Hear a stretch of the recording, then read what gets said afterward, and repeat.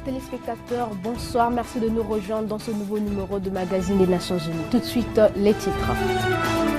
Les Nations Unies ont célébré le mardi 24 octobre 2017 le 72e anniversaire de l'entrée en vigueur de la Charte de l'ONU.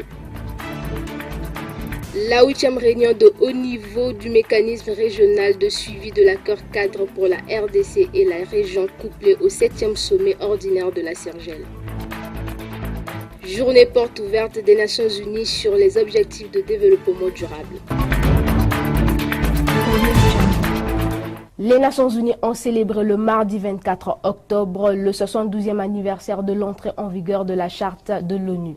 À Brazzaville, le message du secrétaire général de cette organisation, Antonio Guterres, a été lu par le coordonnateur résident du système des Nations Unies au Congo, Anthony Kwaku Ameng Boama, au cours de la cérémonie organisée pour la circonstance. Reportage. 24 octobre 1945, 24 octobre 2017, voici 72 ans, jour pour jour, que la Charte des Nations Unies a été adoptée par les États membres pour réaliser un monde de paix, de liberté et de droits de l'homme.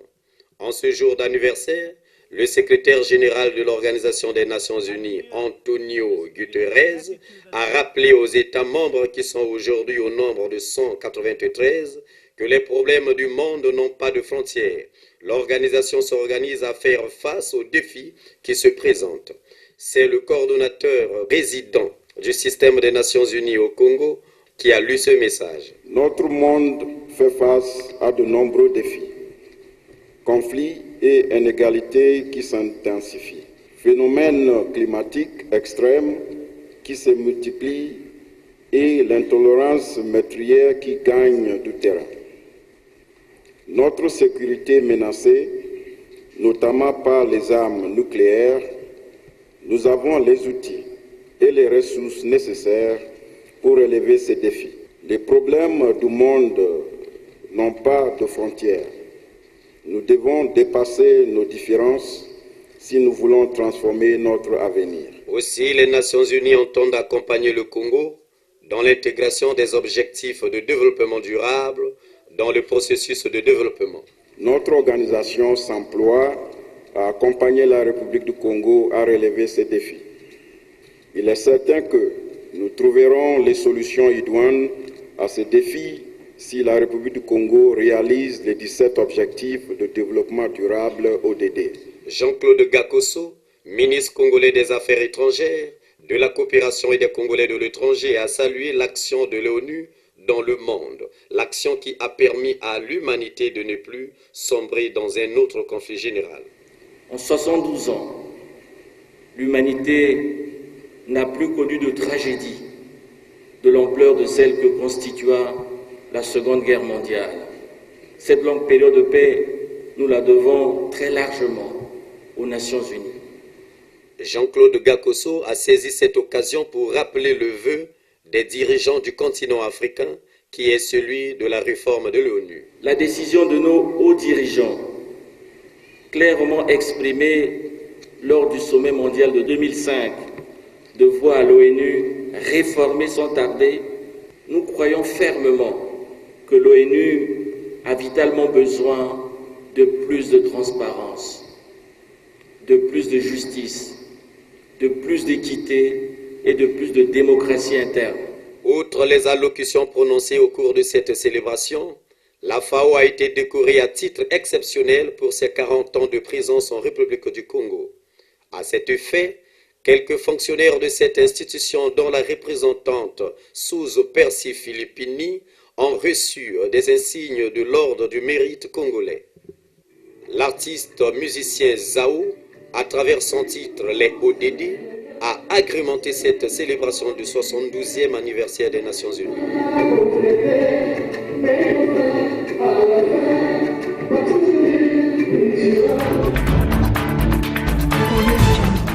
Les chefs d'État et de gouvernement des pays signataires de l'accord cadre pour la paix, la sécurité et la coopération pour la RDC et la région se sont réunis à Brazzaville, à Kintélé, le 19 octobre dernier, pour faire le point sur l'évolution de la situation politique et sécuritaire dans la région. Les Nations Unies, à travers l'envoyé spécial du secrétaire général de l'organisation, Saïd Djini, ont pris part à cette rencontre de la CIRGEL. Je vous propose de suivre ce reportage. Tenu à l'occasion de la 8e réunion de haut niveau du mécanisme régional de suivi de l'accord cadre pour la RDC et la région couplée au 7e sommet ordinaire de la CIRGEL, cette rencontre de Kintélé à Brazzaville a permis aux chefs d'État et de gouvernement, après discussion à huis clos sur la situation sociopolitique et sécuritaire dans la région, d'arrêter entre autres la neutralisation des forces négatives et le rapatriement des combattants étrangers désarmés à l'est de la RDC. Les participants, dont la liste est jointe en annexe au présent communiqué, ont examiné l'évolution de la situation politique et des conditions de sécurité dans la région depuis leur dernière réunion tenue à Luanda, en Angola, le 26 octobre 2016, et ont convenu de ce qui suit: neutralisation des forces négatives et rapatriement des combattants désarmés.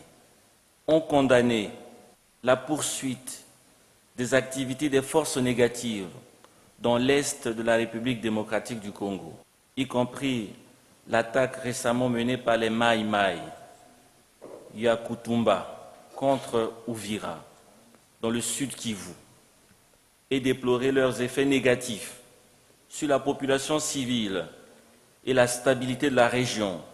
Le président de la République du Congo, Denis Sassou Nguesso, a pris la présidence de la CIRGEL, succédant ainsi au président angolais João Manuel Lourenço, a promis de mener les actions en faveur de la paix en mettant le dialogue au cœur du règlement des conflits dans la région. Ensemble, nous avons réaffirmé notre engagement à poursuivre de manière concrète et accélérée la mise en œuvre de l'accord cadre pour la paix, la sécurité et la coopération pour la République démocratique du Congo et la région. Nous entreprendrons des initiatives pour la paix au Soudan du Sud, au Burundi et en République centrafricaine. L'envoyé spécial du secrétaire général des Nations Unies pour la région des Grands Lacs, Saïd Djini, s'exprimant au nom de son patron Antonio Guterres, a affirmé le soutien des Nations Unies à l'intégration régionale avant de saluer les efforts réalisés par le gouvernement de la RDC et dans les autres pays de la région en crise. Je reconnais les efforts significatifs des électeurs qui a parvenu à enrôler jusque-là plus de 40 millions d'électeurs. Les Nations Unies continueront à soutenir les partis dans ces efforts. Les Nations Unies continueront par ailleurs à appuyer les efforts de la communauté de l'Afrique de l'Est en ce qui concerne le dialogue, dans le cadre du dialogue inter-burundais, ainsi que le leadership du président Museveni pour parvenir à une solution apaisée à la crise au Burundi. J'encourage toutes les parties à pouvoir manifester leur détermination pour mettre un terme à la crise à travers un dialogue franc et sincère. L'accord cadre pour la paix, la sécurité et la coopération a été signé le 24 février 2013. Il constitue un instrument important destiné à aider la région à parvenir à une paix et à un développement durable. Les Nations Unies ont ouvert leurs portes aux élèves des lycées de Brazzaville le lundi 23 octobre 2017 à Brazzaville, à l'occasion de la journée porte ouverte des Nations Unies sur les ODD. Objectif visé, informer les élèves sur les objectifs du développement durable ODD et l'action accompagnant le Congo vers leur atteinte. Je vous propose de suivre le reportage. C'est à l'occasion de la célébration du mois des Nations Unies que les agences de l'ONU, entre autres, le HCR, l'UNFPA, l'OMS, la FAO et le PNUD ont ouvert leur stand au Centre d'information des Nations Unies au Congo au profit des élèves des lycées de Brazzaville. On leur explique le travail du HCR, on explique le mandat et c'est assez interactif, c'est-à-dire qu'eux-mêmes nous disent ce qu'ils savent déjà.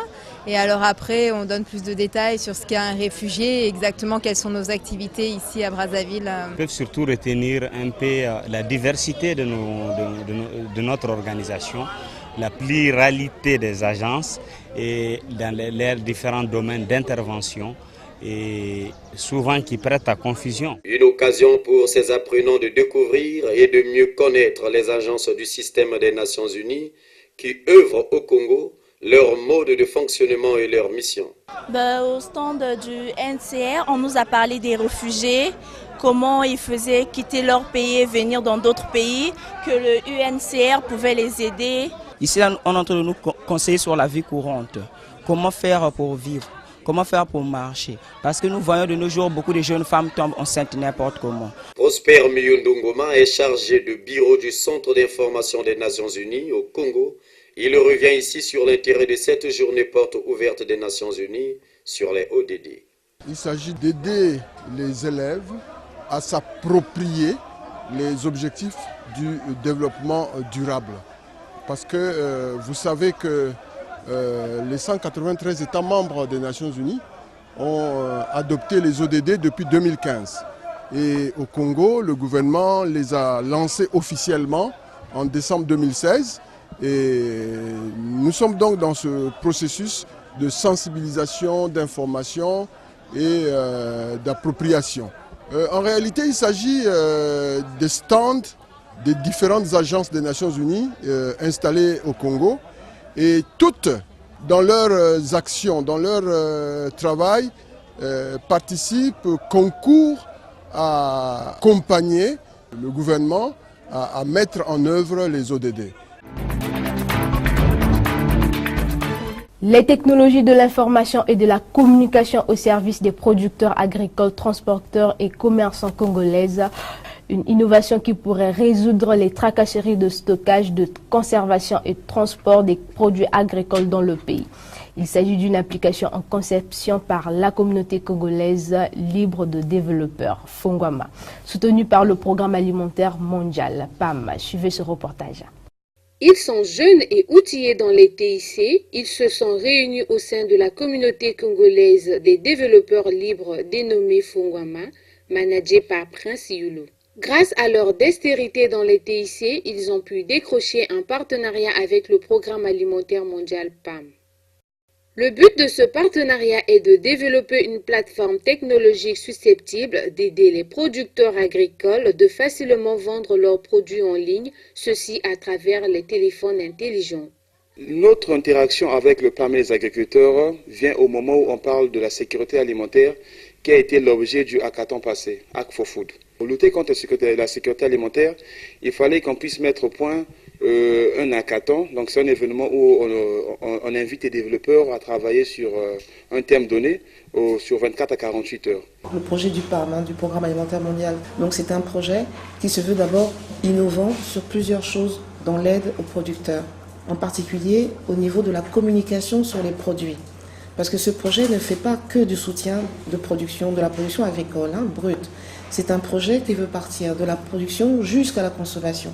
Une innovation qui, selon le président de la communauté des développeurs libres Fongwama, Prince Yulu, permettra aux producteurs agricoles de faire connaître en temps réel leurs produits et écarter les problèmes de conservation, de stockage et des tracasseries de transport. Donc l'application sera un outil qui permettra aux producteurs de se connecter à l'application, de poster leurs offres. Je prends un exemple, j'ai 30 kg de carottes, 40 kg de tomates, les gens veulent les liquider. Donc maintenant il y a une personne qui a une voiture, j'ai une voiture et je dis voilà je suis disponible le vendredi après-midi, je vais sur l'application et je regarde il y a quelle tâche à faire. Je vais chez le producteur, je récupère sa marchandise et je l'achemine vers le consommateur. Donc le consommateur c'est un client qui a acheté ou ça peut être un revendeur. Il est compliqué pour le producteur d'amener toute sa marchandise en une seule fois. Donc il y a toujours des produits qui n'arrivent pas et qui pourrissent. Ce projet innovant serait encore à l'étape d'expérimentation selon Prince Yulu. Il bénéficie de l'assistance du Programme alimentaire mondial PAM qui souhaite aider les petits producteurs souvent en difficulté et aussi les consommateurs qui doivent consommer les produits frais. Le système est encore, je dirais, rudimentaire entre guillemets, mais il y a déjà une méthode qui fonctionne parce qu'on arrive à avoir des marchés, des produits dans les marchés. Donc c'est voir cette méthode d'étudier et une fois qu'on l'a étudiée, c'est maintenant de voir comment on peut apporter une solution qui sera meilleure en utilisant les NTIC qui rendent la vie encore plus simple. Donc c'est le travail qui se fait actuellement avec le PAM et les différents programmes alimentaires. La première chose, les gens nous disent, mais enfin, Vous parlez d'applications numériques, vous parlez de petits producteurs, vous parlez des agriculteurs. Qu'est-ce que ça va résoudre? L'importance que cela aura pour nous, c'est vraiment mettre en communication, à la fois pas forcément les professionnels, mais déjà des relations commerciales, des relations familiales, pour que les gens puissent informer les uns et les autres des opportunités. Vous pouvez très bien rentrer en communication avec des producteurs ou des familles ou des parents ou des communautés dans des villages et leur dire qu'à tel endroit, par exemple, il y a une demande très forte pour tel produit, par exemple. Et, ou aussi vous dire que sur tel marché, on voit des distributeurs donc, qui sont à la recherche de tels produits. Les TIC, effectivement, sont fondamentales pour les agriculteurs. Les problèmes d'évacuation des produits agricoles, de conservation et de stockage sont réels, reconnaissent les maraîchers que nous avons rencontrés à Brazzaville. Les commerçants, ils viennent, une fois qu'elle a détecté un produit qui l'intéresse, ils rentrent en contact avec le propriétaire de la marchandise, automatiquement on signe un contrat par rapport à la planche qu'elle va acheter, et puis une fois conclu, elle prend la marchandise, elle supporte son transport et elle l'amène au marché. Il y a moins qui viennent avec l'argent. Vous entendez sur le prix de la planche, une fois conclu, elle prend la marchandise, elle va vendre et quelques jours après, elle vous ramène votre dû. Et toujours, il y a un problème de je suis allé là-bas, ça n'a pas marché, bon, soit c'est pourri, voilà, donc c'est un peu des choses comme ça. Ces pastèques viennent d'un caillis. Avant, cela arrivait par train et maintenant, comme le train ne circule pas, cela arrive par camion. Nous remarquons que la marchandise est cassée en arrivant. Une grande partie est jetée aux ordures. Ensuite, nous les conservons dans les dépôts. Cette façon de conserver la marchandise n'est pas bonne à cause des pertes. Donc, une application au service des producteurs agricoles contribuerait à lutter contre l'insécurité alimentaire et régler le problème des prix dans les marchés. Chaque producteur a une méthode différente d'apporter les marchandises vers le marché. Suivant les problèmes rencontrés lors du transport, les producteurs établissent des prix. Chacun fixe les prix par rapport à ce qu'il a rencontré comme problème. C'est ce problème qu'on veut régler avec les développeurs et le PAM. Cette application qui serait mise en œuvre facilement manipulable par tous pour permettre aux producteurs de se limiter à la production, les transporteurs au transport et les distributeurs à la distribution selon Prince Yulu. Les producteurs font à la fois, je dirais, 2 à 3 métiers. Et ce n'est pas toujours comme facile de le faire. Donc ils sont à la production, ils sont au transport de leurs produits et de fois aussi à la vente. Bon, là, le système que nous travaillons ici, c'est un système qui est archaïque. Et si cela vient et que les gens subissent un peu de formation sur ça, je crois que c'est toujours la bienvenue.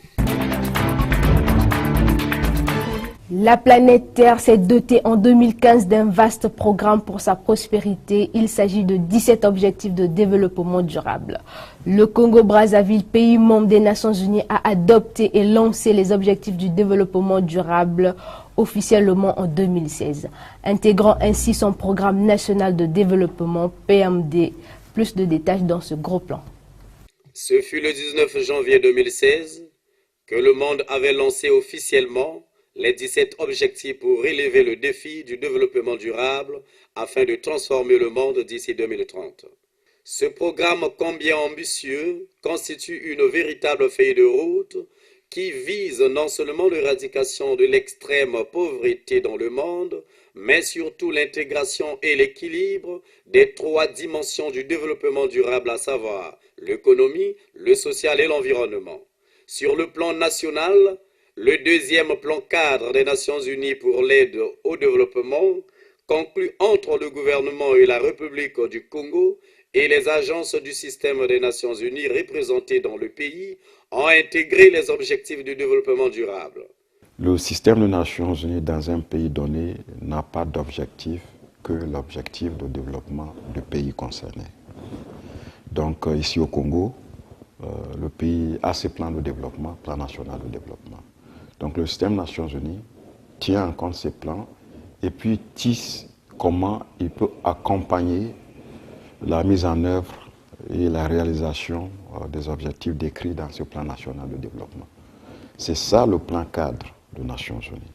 C'est juste notre stratégie d'accompagnement au processus de développement du pays du Congo. Le Congo, qui les a officiellement lancés en 2016, compte aussi sur l'assistance des agences des Nations Unies pour intégrer ce vaste programme dans son processus de développement. Il s'agit entre autres de prendre des mesures pour lutter contre des changements climatiques et les répercussions, de réduire les inégalités dans le pays, de promouvoir une croissance économique soutenue, partagée et durable, un travail décent pour tous, d'éliminer la pauvreté dans le monde sous toutes ses formes, d'éliminer la faim, promouvoir le bien-être de tous.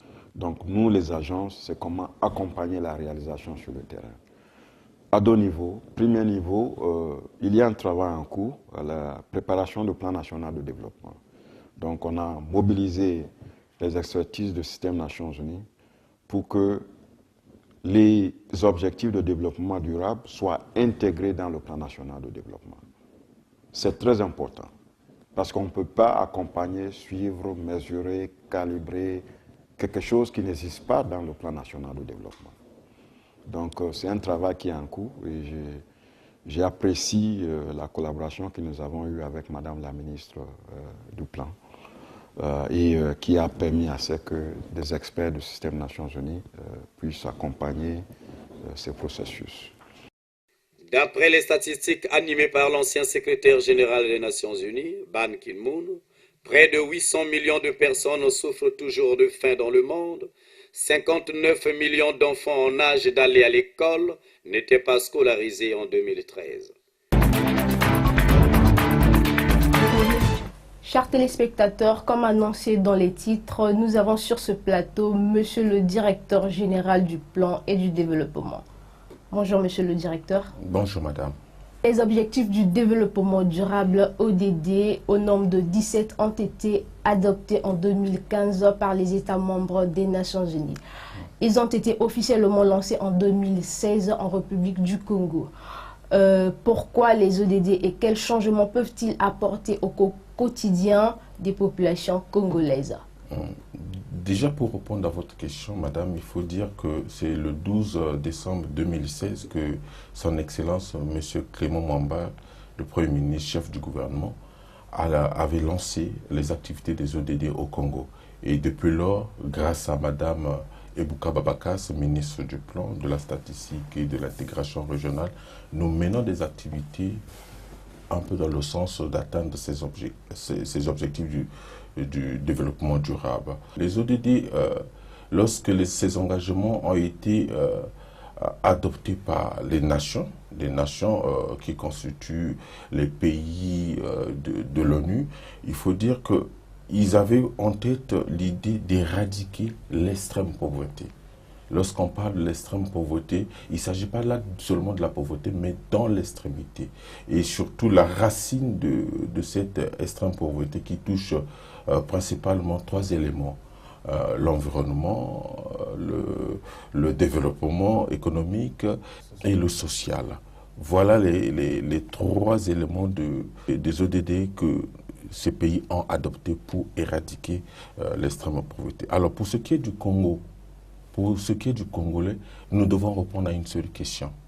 Pour ce qui est des ODD, qu'est-ce qu'il faut faire pour qu'un Congolais vive pendant longtemps dans un environnement sain et heureux? Voilà la question que les ODD voudraient répondre pour ce qui est des Congolais. Le Congo prépare son plan national de développement PM2 2018-2022. Comment s'effectue l'adaptation ou l'intégration des ODD à ce plan? Déjà, il faut dire, les ODD fait suite aux OMD.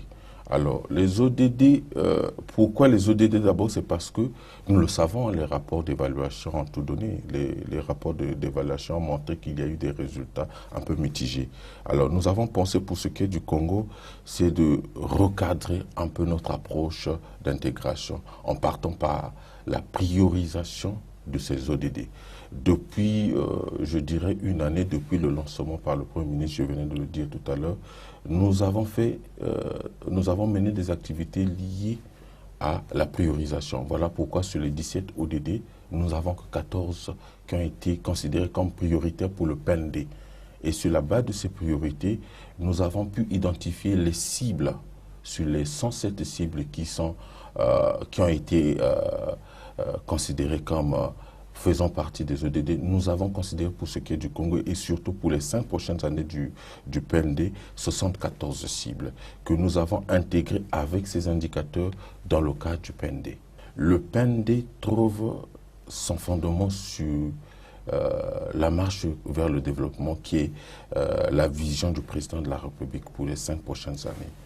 Donc le président de la République, son Excellence, M. Denis Sassou Nguesso, pense que pour les 5 prochaines années, l'homme et la femme est mis au cœur du développement. Au cœur, j'insiste sur le mot, au cœur du développement.